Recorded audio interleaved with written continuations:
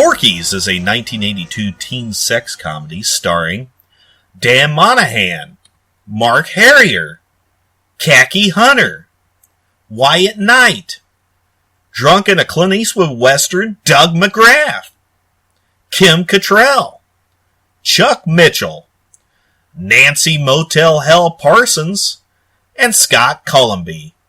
Wait a minute. Scott Cullenby? He looks familiar. Wait a minute. It's Nunzio! Directed by Bob A Christmas Story Clark, the film can be summed up as if you took American Graffiti, but it ran at 2 o'clock in the morning on Cinemax. Angel Beach High School is populated with a bunch of 28-year-old seniors as they try to get laid and have a good time in 1950s Florida. And Pee-wee is the horniest of them all. Okay, I'm ready. To the point of measuring his dick every morning. There are pranks with whores in the middle of the Everglades. But let's be honest, who hasn't been naked in the middle of the night in the Everglades? I mean, am I right? Wow, cops back in the day were pretty easy going.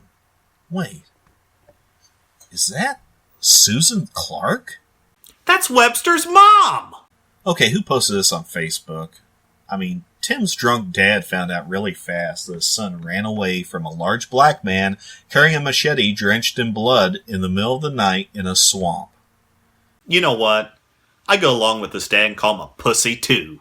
Some of the guys, horned up and ready to go, decide to take a drive to a redneck brothel and gambling den called Porky's. They end up getting screwed out of $100, which is the equivalent of $472,000 today. And they get run off by the local sheriff. Wait. Is that... It is! It's Alex Karras! I tell you what, if Emmanuel Lewis shows up, it's going to turn into a very awkward situation.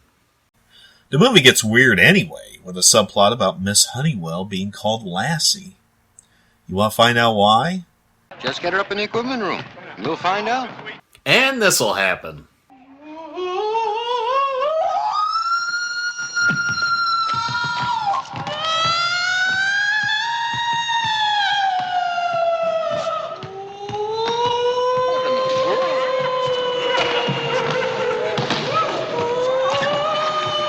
Then you get to the legendary peephole situation. That would get you 20 years in the slam today. Not too much trouble, because these are 28-year-old guys peeping on 24-year-old girls in a pseudo-high school shower. When Polly the Penis makes an appearance, that kicks your sentence up to 30 years. Ms. Ballbreaker decides to get a hold of the situation. You see what I did there? And demands a penis lineup. But this is pre-Patriot Act, and she gets laughed out of the room. They have a dance that gets interrupted first by Tim's abusive, drunken, Facebook-loving father. Then 30 seconds later, Mickey collapses into the dance, wrecking the joint after being severely beaten by Porky. You see, Mickey has continued to go out to Porky's getting into fights. Because, hey, it's $472,000.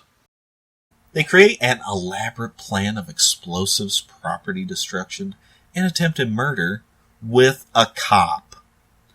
Remember, this is pre-Patriot Act. They wind up pulling off the plan and return the conquering heroes, including police intimidation, a marching band, and apparently full support from the school district. I hope those kids have their parents' permission for being out so late celebrating whorehouse destruction. Porky's was one of those films in the 80s that was leading the charge of the teen sex comedy. There were jiggle pictures before this one, but this was a film to let the movie studios know that mainstream audiences would be into something like this, instead of some guy jerking off at the drive-in. It was the #1 film in America for 8 weeks until being booted off by some movie called E.T. the Extraterrestrial. It's crass and quite unbelievable, but the film holds up.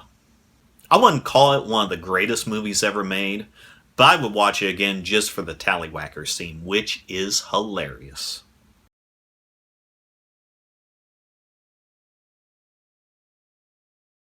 But I've got him now, and I'm not going to let him slip through my fingers again.